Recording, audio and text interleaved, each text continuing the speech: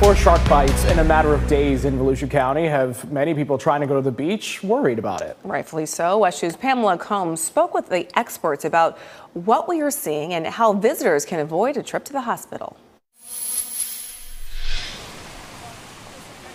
Homeowners and visitors staying in beachfront condos and hotels say they've seen sharks coming way too close to shore. 42 years we've been down here, so I've seen a few, but I've never seen any this close. David Verone came to the beach, but didn't go out too far after what he saw from his balcony. I would say he was about 80, 100 yards out. And yeah, we watched, like I said, we watched him for about an hour. He was out there lurking around, and I says, oh, I'm not going any further than knee deep out here today.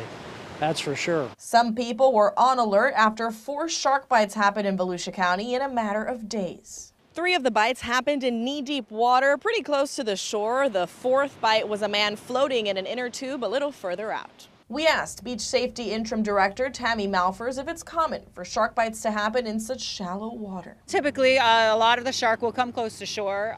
Most of the time you can't see them, but they'll come close to shore to feed on the bait fish. Gavin Naylor, director of the Florida Program for Shark Research, says the beach was busy 4th of July weekend, and it's likely why there were several bites. With New Smyrna in particular, there's sharks in the water most of the time. And so the frequency of bites is a direct consequence of the number of people in the water. Temporarily staying out of the water when bait fish are running or seagulls are fishing could help avoid a bite. Reporting in Volusia County, Pamela Combs, WESH 2 News.